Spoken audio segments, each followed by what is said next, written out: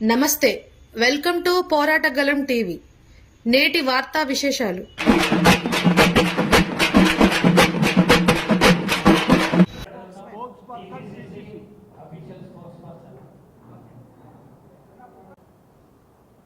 ఆడబిడ్డగా 25 సంవత్సరాలు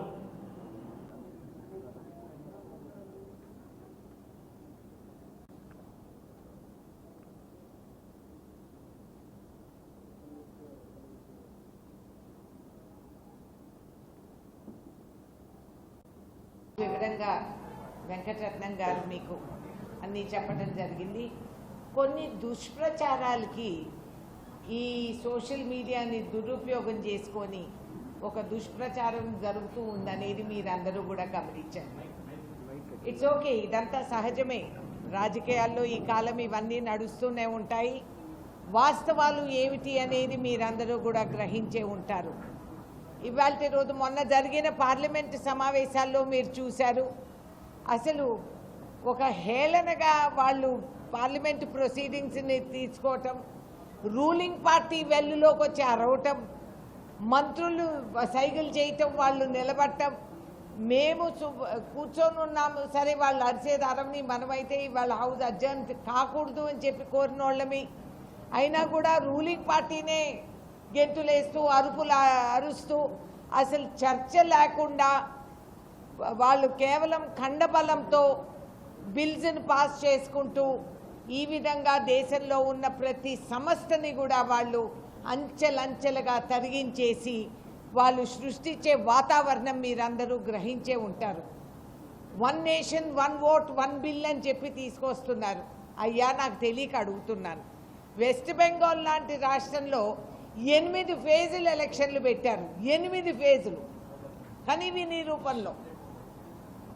ఒక రాష్ట్రంలో మీరు ఒక పూట ఎలక్షన్లు నడపలేని వాళ్ళు దేశవ్యాప్తంగా ఒకటే రోజు ఎలక్షన్లు నడపగలుగుతారా?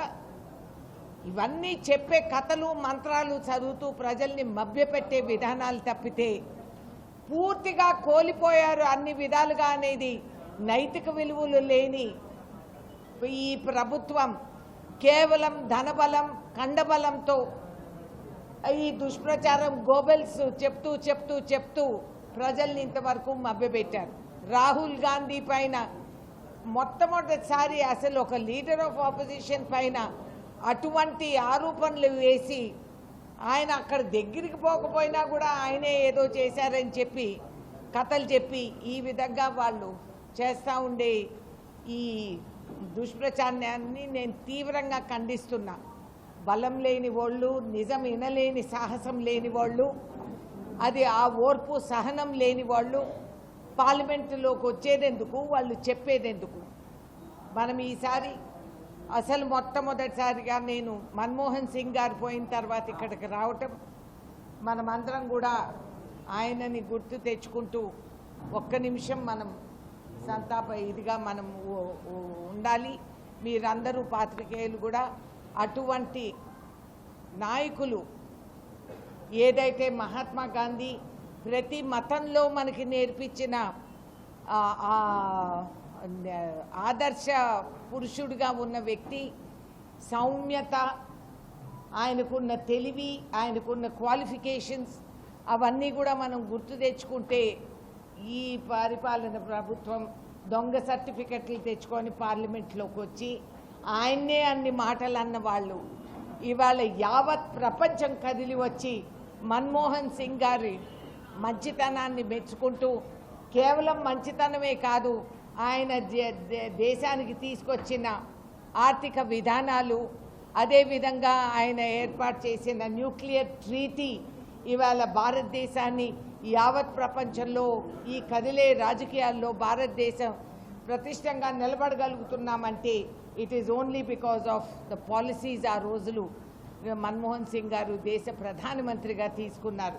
నా ఎంతో అదృష్టం. ఆయన్ని నన్ను ఒక కుటుంబ సభ్యురాలుగా చూసుకునేవారు. వారి సతీమణి గారు. ఆయన అంత సాధారణ బయటే కాదు, ఇంట్లో కూడా వాళ్ళు అటువంటి వాళ్ళే. నేను వెళ్ళినా కూడా పాపం నేను కారు కాడికి వెళ్తుంటే ఆయన నడిచి వచ్చి నన్ను కారు ఎక్కించి నాకు అసలు చాలా బాధ అనిపించేది, అంత పెద్ద మనిషి అసలు ఇట్లా రావటం ఏంటని. ఆగండి సార్ అని చేయి పెట్టి ఆపినా కూడా అట్లా నవ్వుతూ వచ్చేవారు. అటువంటి క్వాలిటీస్, అటువంటి వ్యక్తిని మనం పోగొట్టు, నాయకులు వస్తారు పోతారు అది వేరే మాట, కానీ మనం ఇవాళ కూడా రోజు కూడా పండిత్ జవహర్లాల్ నెహ్రూ, లాల్ బహదూర్ శాస్త్రి గారు, వీళ్ళందరినీ మనం వాజ్పేయి గారు కూడా, వీళ్ళందరినీ మనం గుర్తుపెట్టుకుంటున్నామంటే వాళ్ళ వ్యక్తిగత గుణాలు సుగుణాలు ఉండటం వల్ల ఇవాళ భారతదేశం కోల్పోయింది కేవలం ఒక ఆదర్శ ప్రధానమంత్రి కాదు, కానీ అటువంటి వ్యక్తి, అటువంటి సౌమ్యత, అటువంటి సాధారణంగా బతికే వ్యక్తులు, వాళ్ళని చూసి అటువంటి ఆదర్శంగా మనం అటువంటి వాళ్ళని కోల్పోయామనేది నా బాధ. యూత్కి, జనరేషన్కి ఈ కాలం అన్నీ ఇన్స్టెంట్ కావాల్సిన అనుకున్నోళ్ళు వేసుకున్న గడియారం గుర్తింపు ఉండాలా, నడిపే బండి నాకు గుర్తింపు ఉండాలా అని మా మనోధైర్యం కోల్పోయిన యువతరానికి నేను చెప్తున్నా, మోస్ట్ పవర్ఫుల్ వ్యక్తి నీకు ఎవరు అంటే మన్మోహన్ సింగ్ గారు. ఆయన ఏ గడియారం వేసుకున్నాడు ఎవడూ చూడలేదు. ఆయన రోజుకు 4 సార్లు బట్టలు మార్చేవాళ్ళు కాదు. ఏ రాష్ట్రానికి వెళ్తే అక్కడ ఆ రాష్ట్రం టోపీలు జుబ్బాలు వేసుకునేవారు కాదు. ఆయన కనీసం ఆయనకు తలకు కట్టుకున్న పగడీ కలర్ కూడా మార్చేవారు కాదు, ఆ బ్లూ రంగే వేసుకునేవారు. అటువంటి మనిషి యావత్ ప్రపంచంలో అందరు నిలబడి వాళ్ళ సెల్యూట్ కొడుతున్నారంటే నాలెడ్జ్ ఈజ్ పవర్ అనేది యూత్కి ఇది ఆయనే ఆదర్శంగా మనకు చూపెట్టిన విధానం అది.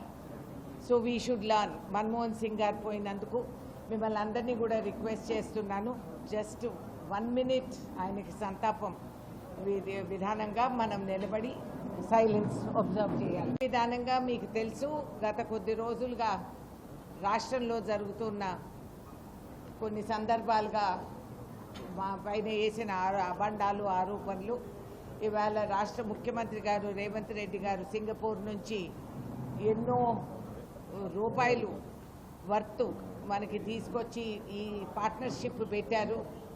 తెలంగాణకి, సింగపూర్కి స్కిల్డ్ ఇండియా దీంట్లో వారిని కూడా వచ్చి వాళ్ళ ఎక్స్చేంజ్ ప్రోగ్రామ్గా పెట్టుకొని మన యువతరానికి ఒక దారి, ఒక విధానం చూపెట్టేదానికి ఆయన అమలు చేస్తున్నారు.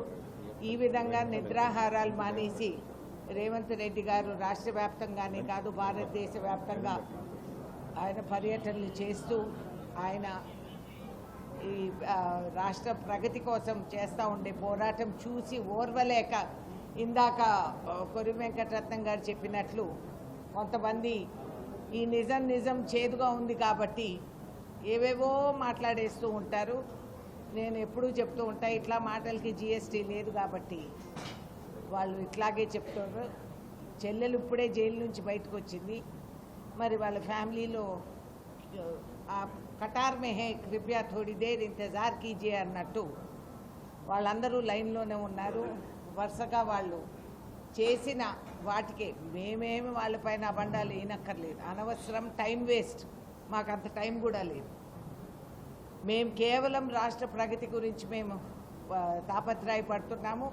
మీకు అందరికీ తెలుసు, కొద్ది సంవత్సరాలుగా నేను సర్వే చేపించి కొత్తగూడెంలో ఆడ ఎయిర్పోర్ట్ స్థాపించడానికి ఆ రోజుల్లోనే మేము సర్వే చేపించి రిపోర్ట్ రెడీగా ఉంది. మొన్న కూడా నేను మంత్రితో పదే మాట్లాడటం, అదేవిధంగా వాళ్ళ తండ్రి నాతో పాటు పనిచేసిన వారు ఆయనకు చెప్పటం కూడా జరిగింది.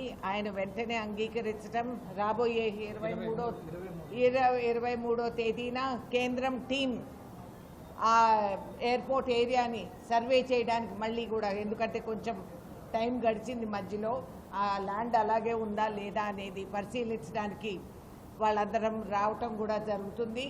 దీంతో మీ ద్వారా, మీడియా ద్వారా నా రైతాంగం అందరికీ కూడా నేను రిక్వెస్ట్ చేస్తున్నాను, ఇప్పుడు కానీ మనము మంచి నాన్ పెస్టిసైడ్ ఫార్మింగ్, ఏ విధంగా నేను పురుకుల గ్రామంలో నాన్ పెస్టిసైడ్ ఫార్మింగ్ పత్తికి ఏర్పాటు చేశామో, ఇవాళ మీరు నేను కొనాలన్నా మీకు ఒక సెంటు బట్ట దొరకదు, ఎందుకంటే దాని డిమాండ్ అంత పెరిగిపోయింది. రేటు మీకు 4 రేట్ల కంటే ఎక్కువ వస్తూ ఉంది. కాబట్టి ఇదే విధానంగా రైతాంగం ఆలోచించుకొని ఆర్గానిక్ ఫార్మింగ్, నాన్ పెస్టిసైడ్ ఫార్మింగ్కి వస్తే ఎయిర్పోర్ట్ అక్కడ రావగానే కార్గో కూడా మనం ఏర్పాటు చేసుకొని ఆ విధంగా మన దగ్గర ఉండే పండు పువ్వు ఈ వెజిటబుల్స్ రొయ్యలు చేపలు ఇవన్నీ కూడా మనం ఎక్స్పోర్ట్ చేసుకోగలుగుతాము. కార్గో వస్తుంది. మనం దాంతో ఈ జిల్లా అభివృద్ధి మీరు ఆలోచించుకోలేరు ఏ విధంగా ప్రగతి వస్తుందో. అదేవిధంగా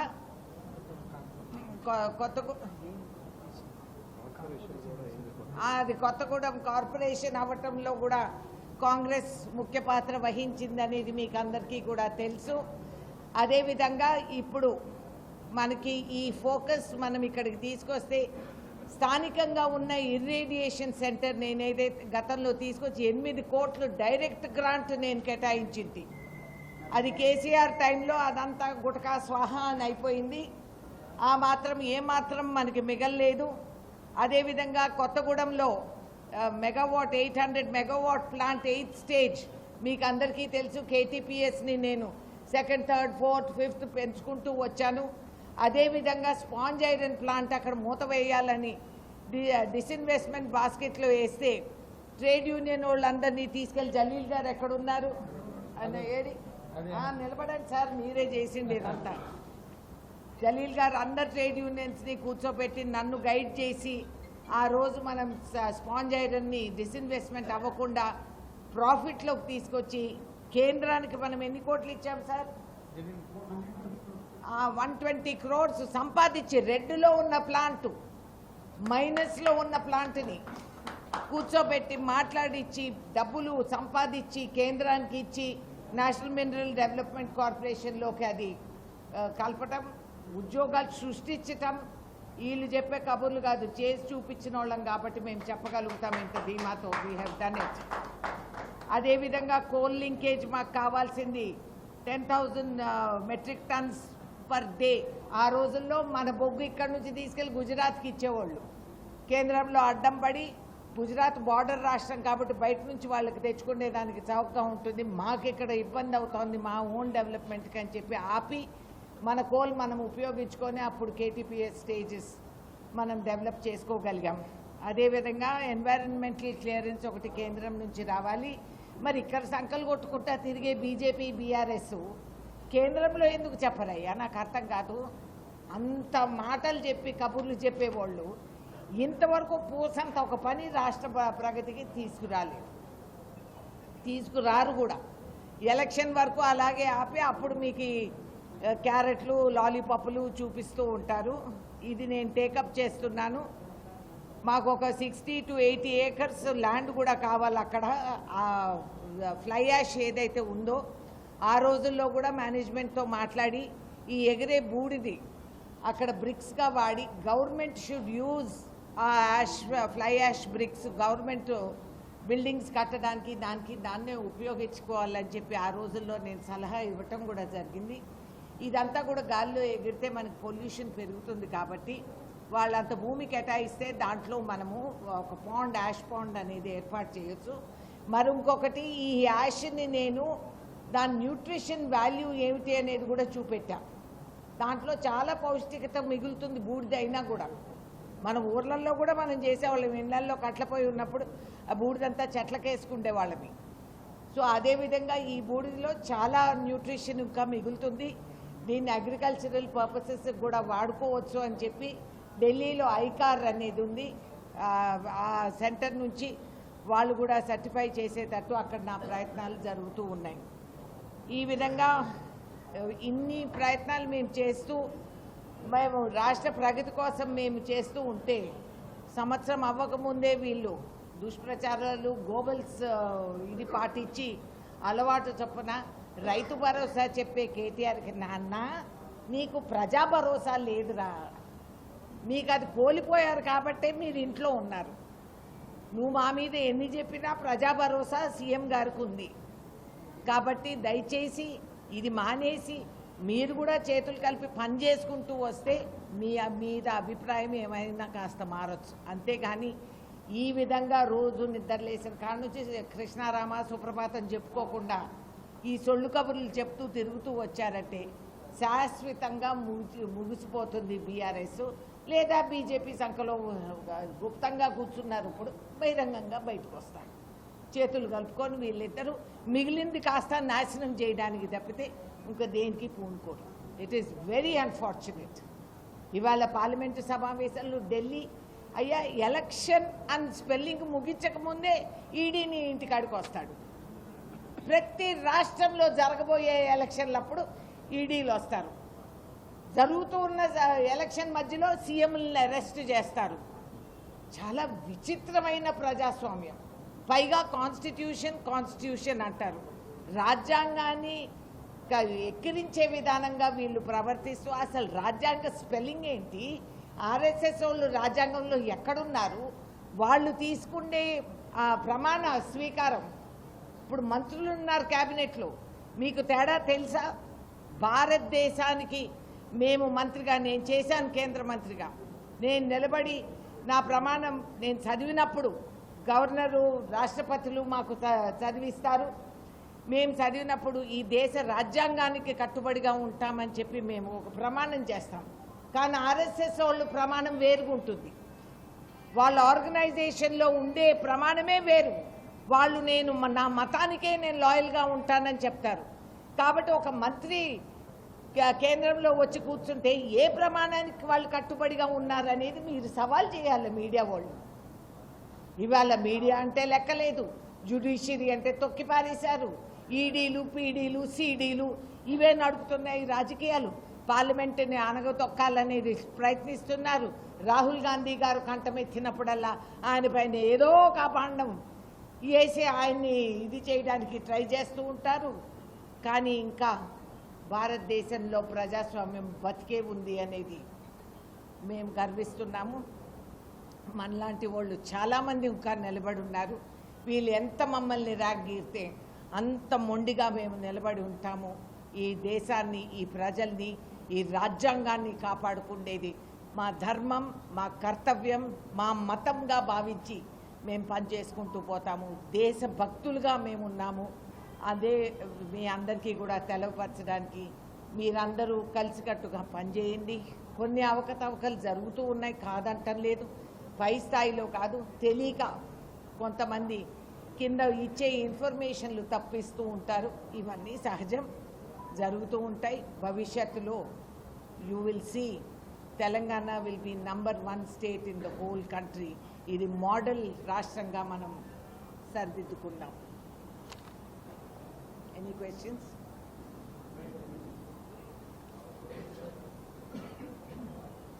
అంత డ్రామానా?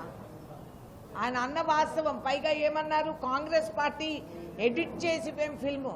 మరి మేమే అంత పవర్ఫుల్ అయితే పార్లమెంట్లో జరిగిన కెమెరా వరకు మేము ఎడిట్ చేస్తే పెట్టగలిగితే యాక్షన్ తీసుకోండి మా పైన. మీరు చేతకాని వాళ్ళని మీరు ఒప్పుకోండి. ఏంటండి వాళ్ళు చెప్పే మాటలు? ఆయన అన్నాడు ఆ మాట, మేమందరం ఉన్నాం. సరే మేము కాంగ్రెస్ వాళ్ళం, మేము అబద్ధం చెప్తాం, వాళ్ళు మిగతా వాళ్ళందరూ అబద్ధాలేనా? అన్నమాట తప్పు. శివశివాన్ని చెవులు పట్టుకోవాల్సినోడు తిరిగి రాహుల్ గాంధీ పైన ఇది ఒక అలవాటు, మోడస్ ఆపరాండి. ప్రతి దొంగకి ఒక మోడస్ ఆపరాండి ఉంటుంది. వాళ్ళు చేసే దొంగతనం విధానంలో పోలీసులు పట్టేస్తారు, వాళ్ళు మెథడ్ ఉంటుంది. అదేవిధంగా బీజేపీ గవర్నమెంట్ నిజాన్ని దొంగలిస్తారు రోజు. ఈ దొంగతనం చేసి డైవర్షనరీ టాక్టిక్స్, ఏదో కథ ఎవరి మీదో మార్చేసి అక్కడ దాని మీద డమడమా డమడమా అని భజంత్రీలందరూ డ్రమ్ములు కొడుతూ ఉంటారు. ఇది ప్రజాస్వామ్యం కాదు, ఇది కాన్స్టిట్యూషన్ అంతకంటే కాదు. కానీ మూర్ఖులకి ఏం తెలుస్తుంది? దౌర్భాగ్య పరిస్థితిలో ఉంది భారతదేశం ఇవాల్టి రోజు. చాలా చాలా క్షీణంగా వాళ్ళు ఈ దేశాన్ని చూస్తున్నారు. ఈ తల్లిని, ఈ భరతమాతాన్ని కాపాడుకునేదానికి మేమందరం కూడా ఎప్పటి నుంచో కంకణం కట్టుకున్న వాళ్ళవి. మా ఆఖరి కంఠంలో శ్వాస ఉండే వరకు అదే విధానంగా మేము నడుస్తాం.